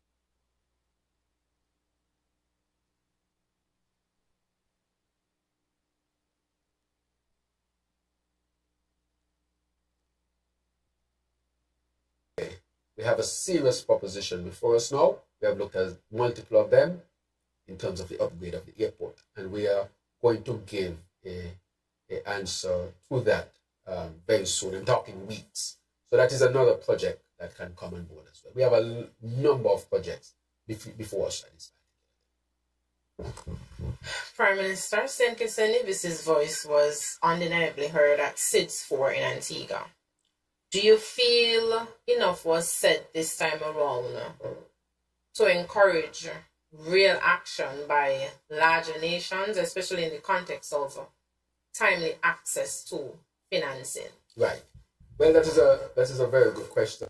Taking this issue of climate change more and more seriously in terms of the helping and collaborating with the SIDS, small island developing states. We cannot do it alone. It needs a lot of resources, financial, human resource, intellectual capacity, technology, all of these things. And with all of this, you still need these large nations to cut their emissions. Because it does not matter what we do. That is why we have to do it as a global approach. Because if we have all the money to do all the things to mitigate, but you're still up in North America producing significant amount of emissions, continuing to damage, which will continue to damage the climate. These changes will eventually lead to stronger hurricanes, hotter summers, more heat waves, lack of water, rising sea levels. So we can't do it alone. It has to be in collaboration. And I think that point is coming across more and more based on those who came to the conference, the way they were represented.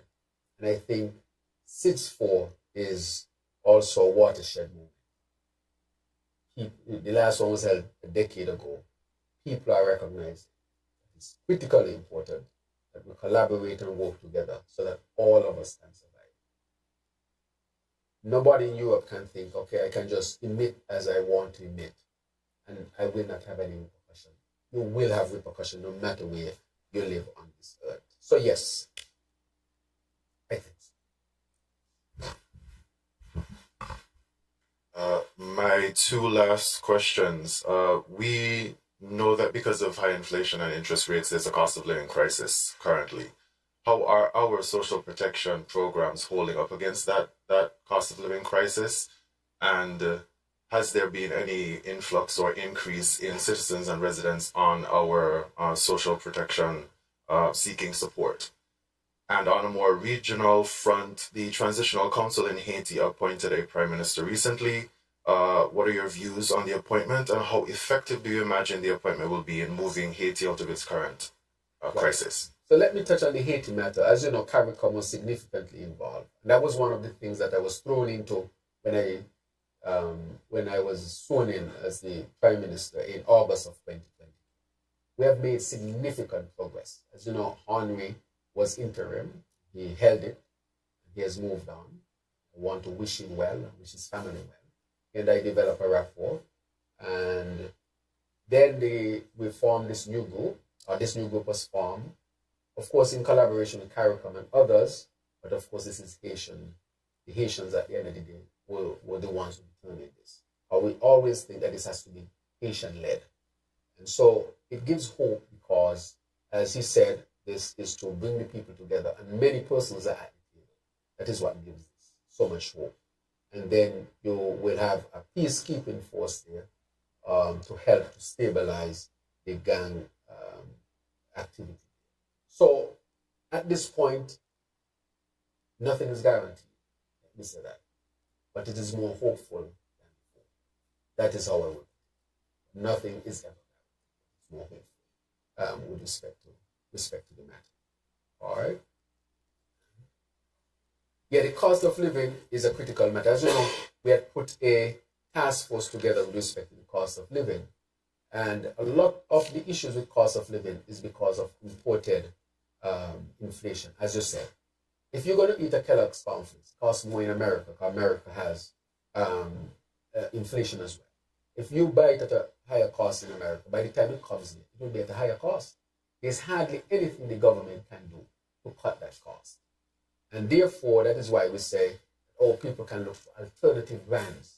For example, from the CARICOM region, where we can save sometime up to 40+% on the same type of product, maybe not the same brand. That cost of living on these products coming from North America and Canada and so forth, the government will be able to do very little because that is what you call imported inflation. That's one. What we have done, we have subsidized significantly. In terms, we have some zero-rated goods so that they can be as cheap as possible. We have also done a number of things in terms of outreach, so feeding programs, so that we make sure that all people have access to food. People are taking other actions at the community level as well. We have increased to some extent also the offerings from our social programs, not just the big ones that you are hearing, like the lift and so forth, but the food programs, uniform support programs, all sorts of other programs that we are dealing with. For example, the Children's Medical Fund is one of such offerings. Because with the difficulty people are going through, we don't want children to be dying. We have been able to help a number of children, including young Shavon, who I think all of us should be praying for at this particular time, who is undergoing treatment. That is a social program as well. So we have seen some more people reaching out, but we have been able to help a lot. Remember, a lot of people went back to work as well, and that has helped tremendously. I know about this because I had a foundation during the pandemic that delivered food for people. And I used to deliver food for middle-class people. A lot of those persons have gone back to work. So overall, people have improved significantly. Not because I'm saying so, but because my foundation, we have the data. We know how we delivered to people during the pandemic. Of course, very, respectful way. And we deliver significant, tens of thousands of dollars, hundreds of thousands of dollars worth of food and support. And a lot of those persons we supported, a lot of them have gone back to work and their situations have improved. So things have improved, but we are saying the world is going through a polycrisis, post-COVID, inflation, wars, climate change, all these things, and they are bearing down on all countries. But we have done significantly. We have subsidized the tank of gas, only $30. We have subsidized gas in vehicles. If it goes above a certain amount, we subsidize it. We are subsidizing electricity right now. Presently, we are subsidizing electricity as well. We are subsidizing food. We are subsidizing so many costs for our people here in St. Vincent. And then we increase the minimum wage to give people more access so they can have some more money to buy more food. So all of these things we have done. I don't think that there's any country that has really dealt with it how we have dealt with it, especially after the last budget. But are there challenges? Yes. Am I going to pretend that some people are not having challenges? Of course I will not pretend that some people are having challenges. And I'm asking us to be our neighbors' keeper. This cannot be just a government alone to solve this polycrisis problem. It has to be an all-of-country approach. Neighbor has to help. Because as we see what is taking place, oil prices going up, with the cost of everything on is going up.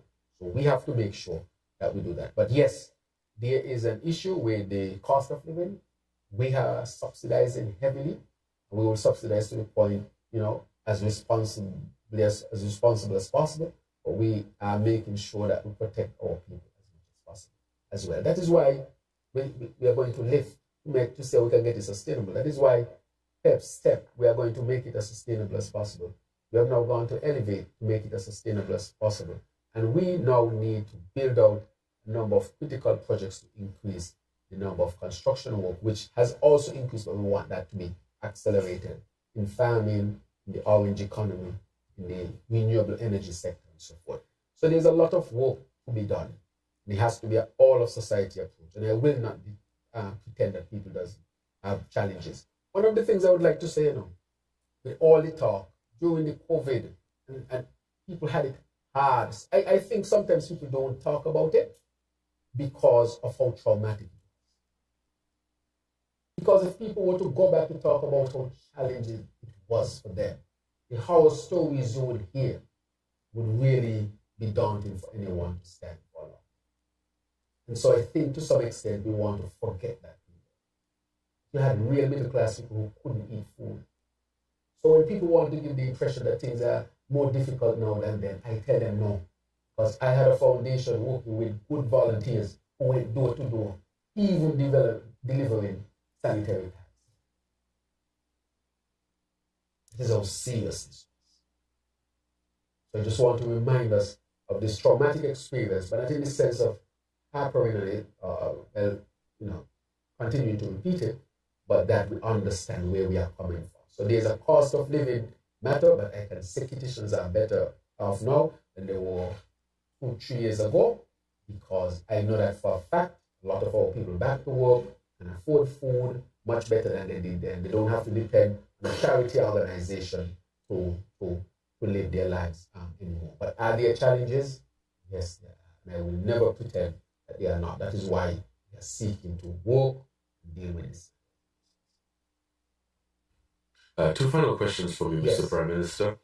Regarding the Bastia High School, where are we at this present moment in terms of construction, the start date for construction?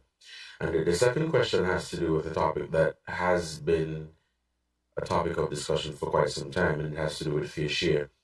When you spoke about the World Bank being involved in working out the fair share between St. Kitts and Nevis, is that still an active matter? What is the status of it? Right. No. Excellent question, Cornelius. And the World Bank. The World Bank is an active matter. I spoke to the FS about it. She's getting the final documentation and information on it. So I'll be able to update the information as to where the World Bank is. That was supposed to be completed based on the initial information about May, as to how St. Kitts and Nevis should share its revenue.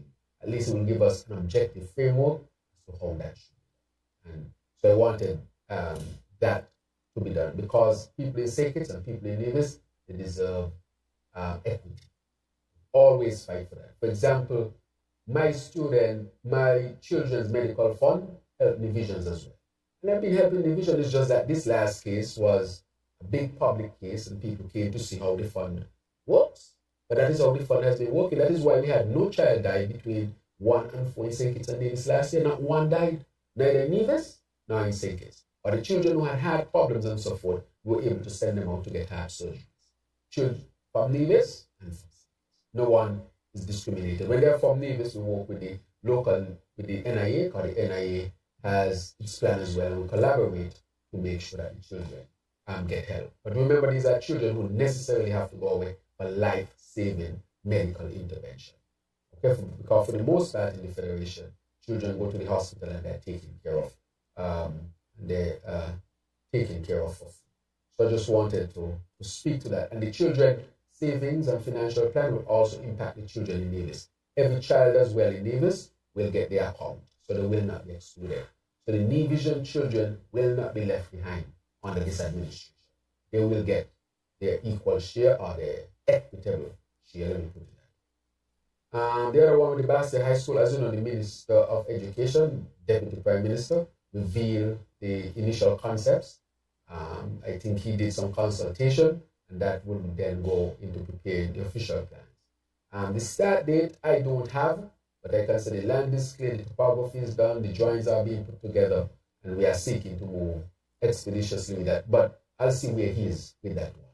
Now, some might ask why the hospital before the school. Based on climate change and what we are expecting, that hospital that we have going to have a hard time standing up to that. People may not see it now because the hospital as a building, there's no crisis. But if you are hit and the hospital goes down, question will be asked. You, Prime Minister, Minister of Health, medical doctor, you have been talking about sustainable island state and climate change and stronger hurricane, and you did nothing to make sure we have an institution that is the most vital of institutions in good stead. There's no institution more vital than a hospital. It is a resort, the last resort of everything else, preserving life and preserving health. And so we want to have that institution be up to standard to deal with the scourge of climate change that will serve the whole of the Federation. We will make provision as well. So because divisions have to come over for any type of medical care and treatment, they would have access to it. It is not barring all people from Nevis.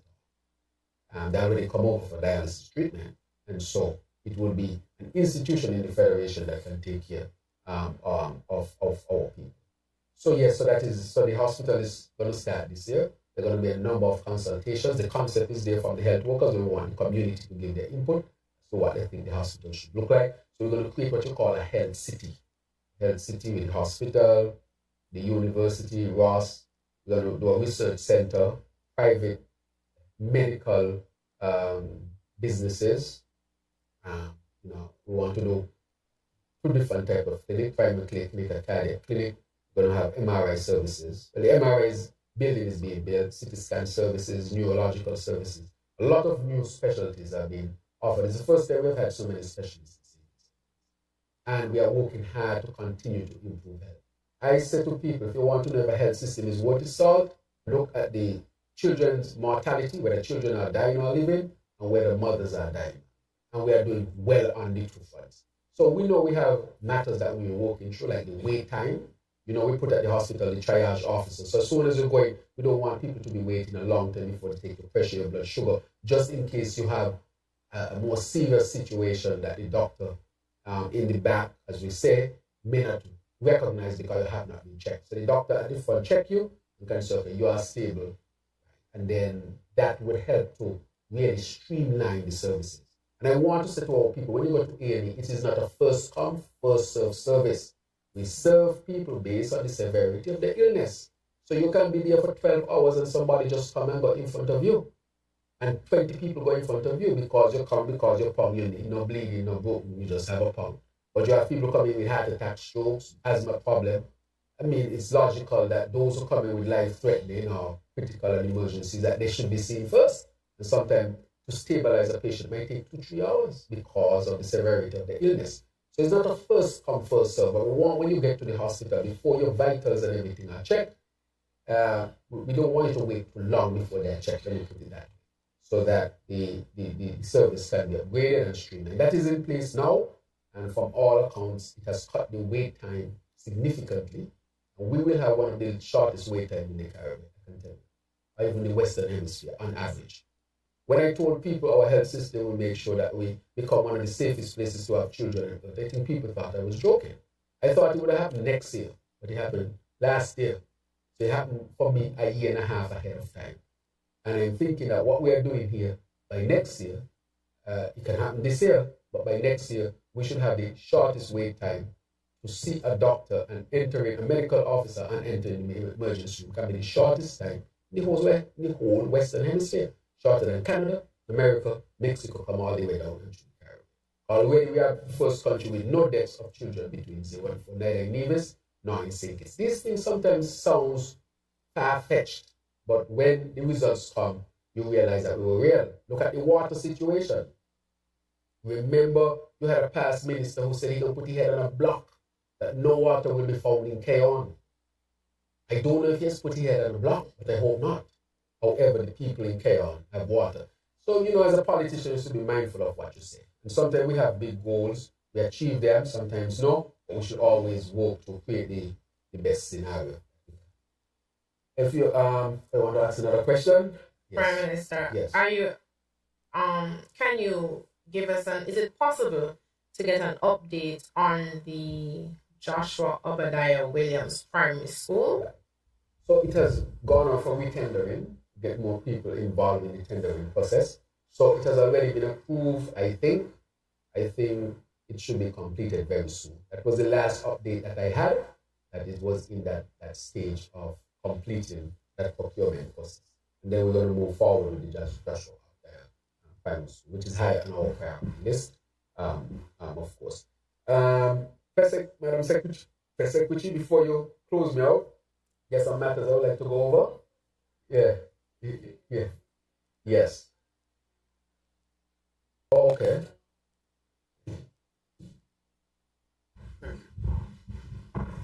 It's just two short questions really. One relates to the port. Well, is the taxi service between St. Kitts and Nevis and St. Kitts. On the St. Kitts side of things, there is a lack of facilities, and people are beginning to be concerned that there's nothing happening. What's the plan for that particular area in terms of development? So those who are putting forward the plan to do the port and the airport, we want to include that as well. So we want to say to them that this must also be developed. And with respect to iConnect, where they have developed, they want to also put that type of service there as well. So that's on the private end. But from the government's end, I know for sure that the minister is looking at it in a serious way, and that tool will be included in some way. We will have a facility somewhere, whether it's there or on the other end, private, public, however we set it up. But we want to get a facility that would be up to standard on our end, as it is at the Navy's end. Also, Navy's is making a lot of money from it. People come in and out of St. Kitts, not paying anything at all. But in Navy's, I think it's what, $5? Yes. Yeah, $5. So I think Navy's is benefiting, and why not? Okay? Last question, and it has to do with the COVID Yes. fallout, so to speak. Yes. You remember during the COVID-19 pandemic, there were companies that were basically terminating their employees because they had not taken the vaccine. Now it seems as if there are some people who are sort of suffering because they did not receive any separation monies, nothing at all. So they are asking, is government able to do anything about the situation? Because it's really a painful situation for some persons. Right, and I know that the Labor Department is looking at it. What had happened, because remember, even before the elections, I had started to speak about it. So we said those who were separated and had gone to file their cases at that period of time with the Labor Department or the St. Kitts Nevis Trades and Labor Union, who had taken a leadership role on this, that as soon one of the commitment was, on taking office, we'll have those cases reviewed and see. I think we settled all of this. I don't know if there were cases. I'm almost certain that there were some cases to come after that. I think maybe because, again, people were waiting to see if this was a serious plan, if this was serious. And I think that when people saw that people were benefiting, that they then decide, okay, let's bring our cases forward. But those cases that got dealt with were because we dealt with the cases and were clear that those were brought their matter either to the Labor Department or to the St. Kitts Nevis Trades and Labor Union as they represented. We had to do it alone. The government had to do it as almost an honorarium because according to the law, they really are not our labor. And that is why we are looking at our labor laws. They have no commitment. The institutions really, legally, have no commitment, no obligation. But we said that it was unfair. And we did it almost as an honorarium to those who had lost their jobs, but they did not take the vaccine. So that is where that is. So I think the Labor Department is looking at those who come subsequently, who came after, but I think it was clear as to who would benefit initially. All right. Closing statement? Yes, thank you very much, Madam Press Secretary. There are some things that I want to address, especially in light of what was said in the last press conference. I cannot leave things just hanging. And let me make it clear that every time I travel, on a significant travel, I come back, I have a round table. So this talk about I'm coming after others is not so. This round table is scheduled specifically around that time to update the country as to why I travel. And so I'm here. But one of the things I wanted to address is the issue of salaries, because I heard salaries of person being mentioned. Apart from not being truthful in one case, and apart from the fact that we are trying to get people here who give up a lot of their income and what they work for here is significantly lower than they made before, we want to, because they have a spirit of contribution, we wanted to make that clear. But two things we must know. The consultant for the Bastia High School was making $650,000 per month. $650,000 per month.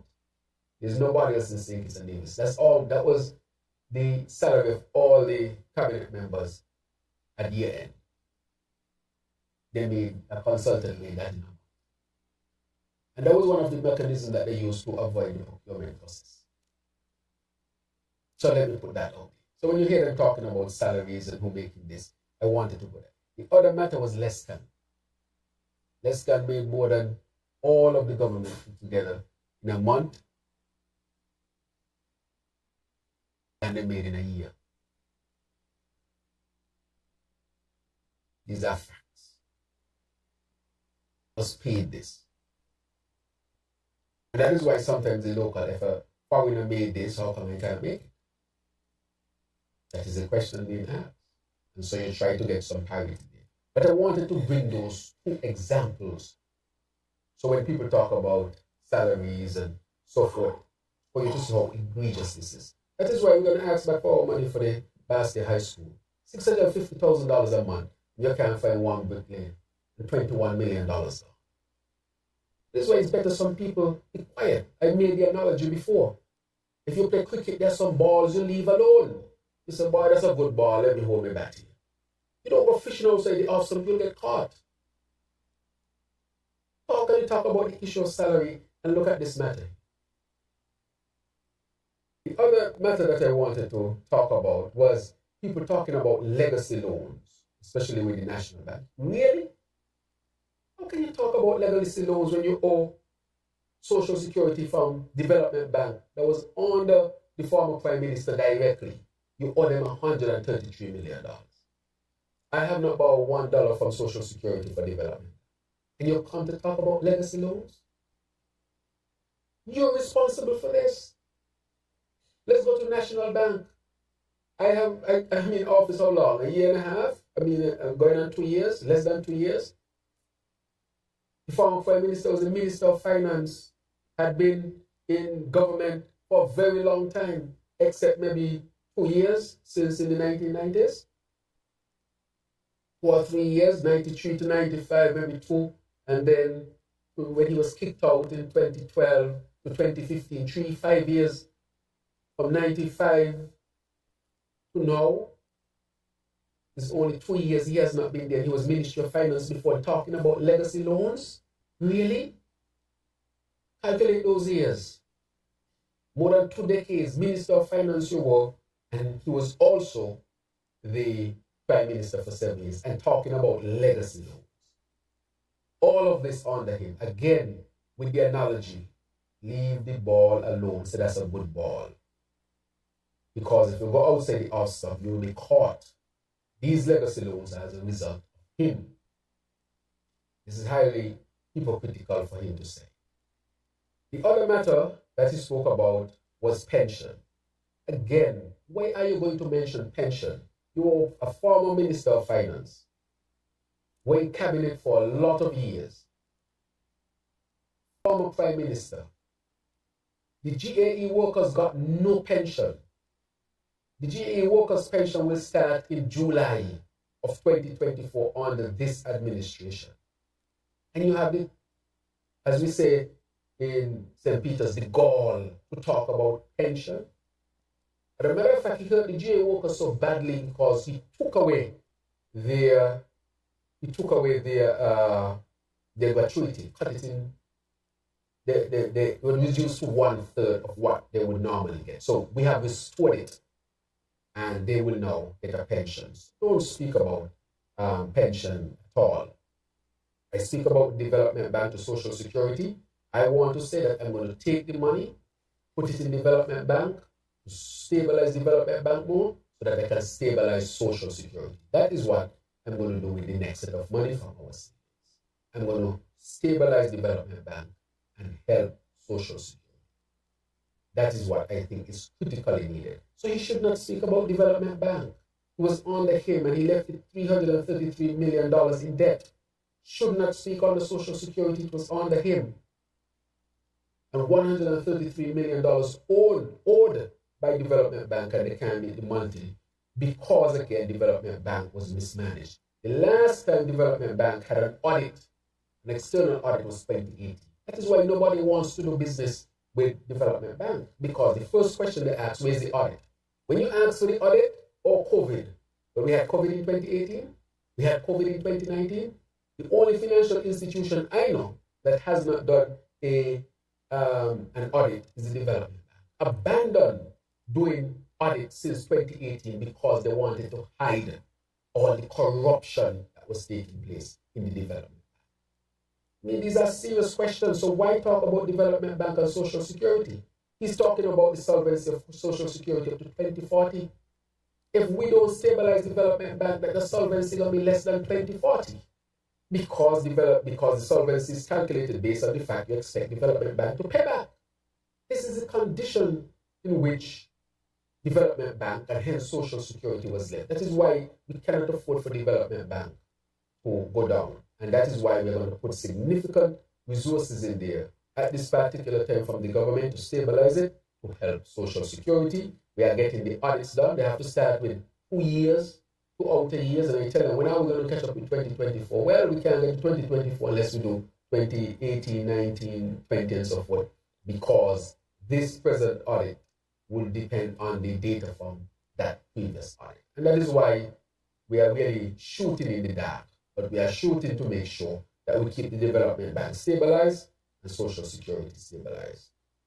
So we are recapitalizing development bank. So the student loan has gone from 9% to 5% we have a moratorium. So during your first 4 years, you don't have to pay back that interest that you would have paid can help you throughout university. And so the student loan program is going to kick back in within the next week, very, very soon, because I know that there are a lot of students out there who are looking to get their student loans going. So I really wanted to touch on those particular issues and to say directly the questions with the dividend and coming from the IMF, we have to make sure that the resources we have at this particular time, that we strengthen the development bank. So we're going to put millions of dollars into the development bank to stabilize it so that social security. As I'm getting calls from the chair for social security, the director for social security, saying that their numbers, they were expecting a surplus this year, and based on what development bank is doing, all of that will disappear. And therefore, if that is the case, it affects the solvency of social security. Again, mismanagement, bad management, all of this was not necessary if we had managed development bank better. And to say that is a case with the development bank, more facts about the development bank will actually come out. So I just wanted to touch on those things, clearly hear on those things as well. With respect to the bus drivers matter, let me say clearly that, you know, one of the members called and apologized. See, when people criticize the policies, it's not an issue. We can have this policy matters discussed, but don't attack me personally, because I think if you attack me personally, I would say, on what basis are you doing it? I'm not thin-skinned at all, but keep it as a discussion, an open discussion, so that, in a sense, we can reach a proper conclusion on the matter. But just to say, I, as the Prime Minister, brought the initial committee together, and that is being led now by the Minister responsible for public transport, the Honorable Congress Maynard. The committee is there, we have put the board in place, and they're in discussion with the Bus Drivers Association to make sure that we have the proper data and information to address the issue of cost for transport. Same thing we did with the minimum wage, same thing we did with any other matter. You know, you have to have the proper information and data. So when you go to the people and you speak to the people, you have the information, you know, you have to be responsible. So I'm asking the Bus Association to cooperate well with the committees and also with the board so that we can quickly bring it to a conclusion. All right, so I just wanted to say that at the end, and to finally say to our people, I want to thank you for joining us at this round table. We have many challenges as a country. I will not say no, but we are dealing with those challenges. You can count on me to always be open, upfront, and transparent with you. This is your country. This is our country. At the end of the day, you determine who is at the helm of the leadership. This is a democratic country. And I'm humbly here because of you. And so I have to always give an account of what we do as an administration leading this government.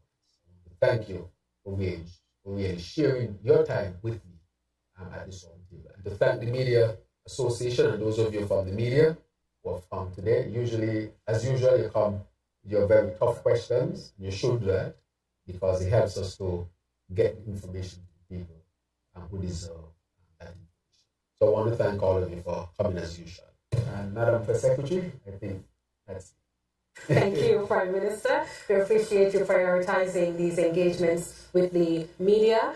I would like to give special thanks to the broadcasting corporations who would have enabled us to bring it live to the public. ZIZ Broadcasting Corporation, Freedom FM, Bond Radio, Win FM, Sugar City FM, CBN Network, SKN Newsline, TVC Channel 40, and Tel TV in St. Martin. We are grateful for your assistance in ensuring that the government of St. Kitts and Nevis is able to reach all citizens and to keep them abreast of the happenings within the Federation. So thank you once again for tuning in. This was the Roundtable with the Prime Minister of St. Kitts and Nevis, Honorable Dr. Terence Drew.